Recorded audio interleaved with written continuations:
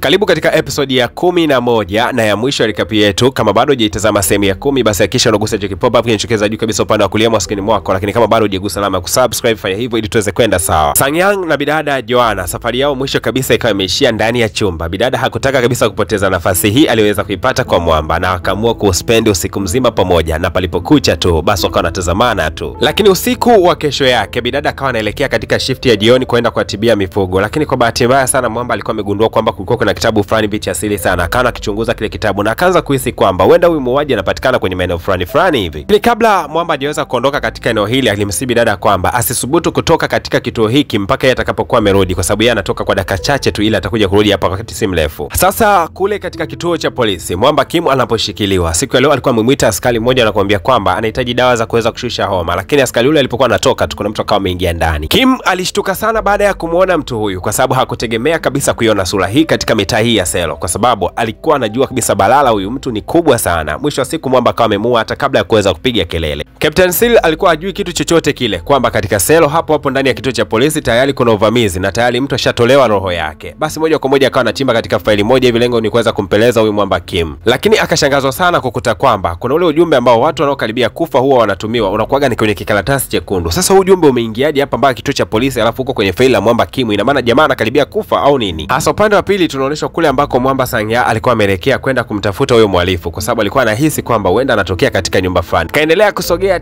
taratibu, lakini huko upande wa pili tunaonyesha bidada katika hospitali ya wanyama akiwa anaendelea busy kabisa na shughuli zake. Ghafla akaja mtu akiwa na mbwa wake mdogo sana na akawa anasema kwamba mbwa wake ana shida kidogo. Bidada baada ya kumkagua huyu mbwa akagundua kwamba mbwa alikuwa na upungufu wa damu, na kwa bahati mbaya katika hospitali yake hakukuwa kabisa na damu. Na kwa kuwa bidada Joanna alikatazwa kabisa kutoka nje ya hiyo hospitali, basi ikabidi kumwagiza yule mfanyakazi wake na kumwambia kwamba aelekee katika hospitali ya jirani lengo aweze kuchukua damu ya hawa mbwa. Lakini alipokuwa ameenda tu yule bidada, huyu mtu akasema kwamba nilikuwa nakudanganya. Bidada akageuka nyuma kutazama, akagundua kwamba Mwamba alikuwa na lengo baya. Bidada akiwa na hofu kuu akazidi kutetemeka mpaka kaangusha ile spatula aliyokuwa nayo katika mkono. Wakati huo imeanguka, jamaa akazidi kumsogelea kisha kaiokota, na hapa akataka kumfanyia bidada tukio, lakini wakati huo nesi akawa ameingia. Mwamba akajifanya ni mkalimu sana. Oh nesi, pole bana, chukua hii hapa, unaweza kumhudumia mbwa wangu, ana changamoto, asante sana kwa kuweza kufika kwa haraka. Hasa bidada Joanna akajikuta kwa labda alikuwa anawaza hili jambo kwamba huyu jamani mkatili, mbona jamani mpole sana. Ikabidi basi kuanza kumhudumia huyo mbwa, lakini wakati anaendelea kumfanyia upasuaji akagundua kwamba huyu mbwa ndani alikuwa amejeruhiwa kwa kipigo. Ikabidi kwenda kumuuliza huyo mmiliki wa mbwa na kumwambia kwamba ilikuwaje huyu mbwa. Mwamba akasema kwamba mimi bana huyu mbwa nimemfuga, lakini wakati mwingi sana huwa anabweka pale nyumbani. Sasa jirani yangu hapendi kabisa namna ambavyo mbwa wangu anabweka. Leo akawa amemvizia na kuweza kumshambulia wakati ambapo mimi niko kazini. Oh, bidada akampa pole sana Mwamba na kumwambia kwamba wakati mwingine awe makini sana, kwa sababu mbwa wake siku moja atakuja kujeruhiwa vibaya na mwisho wa siku atapoteza maisha. Lakini kitu pekee ambacho bidada alikuwa hajui ni kwamba huyu ndiye muuaji aliweza kutekeleza mauaji mpaka pale katika kituo cha polisi pasipo watu hata kuweza kujua. Captain Seal bado huko anaendelea na uchunguzi wake, akazidi kuuliza wafanyakazi, hivi hichi notebook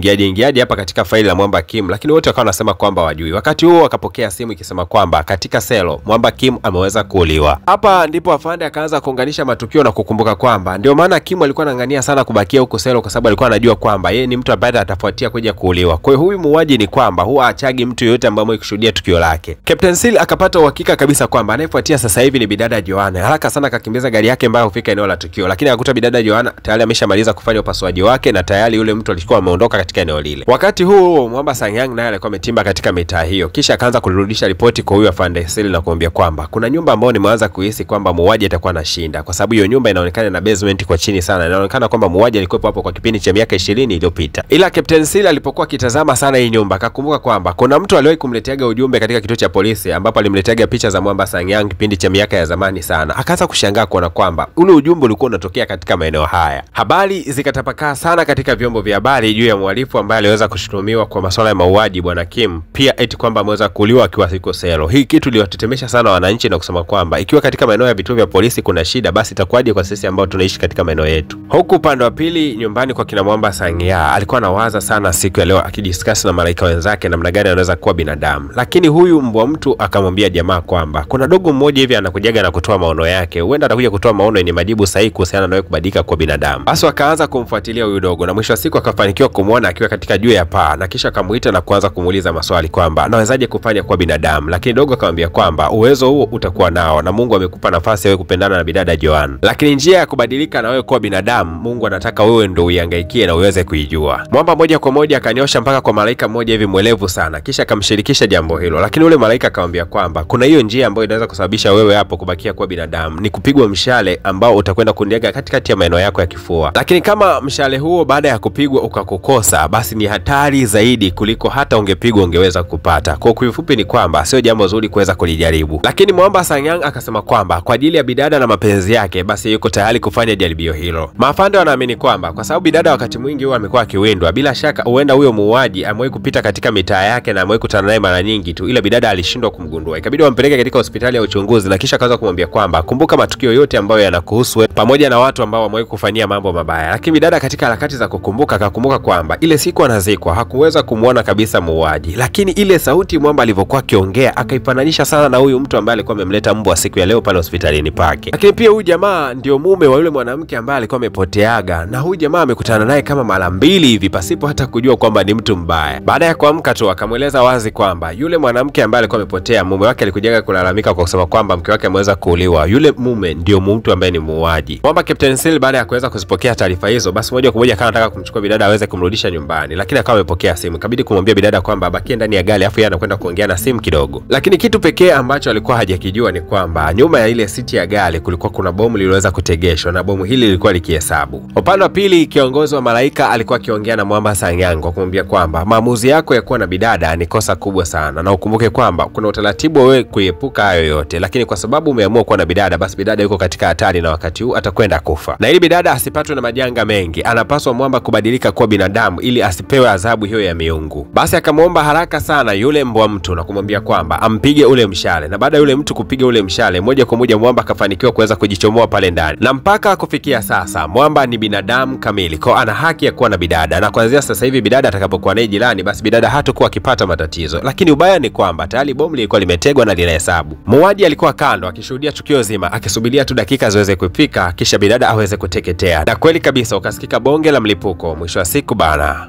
ukimya ukawa umetawala. Mwamba Captain Seal alitamani sana kwenda kumkomboa bidada katika lile gari, lakini moto ulikuwa ni mkali sana. Ila jambo la kushangaza ni kwamba alikuja kuonekanika hapa Sangyang malaika akiwa ameweza kumkomboa bidada huku anaelea naye angani. Bidada alibaki anashangaa tu. Hili tukio muuaji aliloweza kuliona mbele ya macho yake lilibaki linamshanganya sana, kwa sababu hakuamini kabisa mbele ya macho yake kwamba kumbe wakati wote wale alikuwa akishindana na malaika. Oho, hii ikabidi kumkimbiza eneo hilo. Mwamba anakimbia na jamaa Sangyang alikuwa akiendelea kumfuatilia kwa nyuma mpaka walipoweza kufika katika nyumba ile ile ambayo Mwamba alikuwa ameshtukia kwamba huenda muuaji atakuwa anaishi hapo. Walipigwa mkono kwa muda mrefu sana. Hatua za awali kabisa Mwamba alikuwa ni mwenye nguvu zaidi, lakini kwa bahati mbaya sana huyu muuaji akawa amempiga kisu. Jamaa katika harakati za kujikongoja akawa amemsukuma muuaji, na mwisho wa siku muuaji akaangukia kichogo, na hapo hapo akawa anapoteza maisha yake. Lakini wakati huo watu wote aliokuwa ameweza kuwaangamiza walikuja kulipa kisasi, kwa sababu hizi ni nafsi ambazo zinaweza kupambana na nafsi nyingine. Basi walianza kumshambulia Mwamba, akampokea kwa kipigo kizito. Bidada Joanna alipoweza kufika tu kwa Mwamba alishangaa sana kuona kwamba jamaa ndo kwanza hali yake ilikuwa ni mbaya zaidi. Akazidi kumsiko kumwambia kwamba abakie na yeye, lakini kwa bahati mbaya jamaa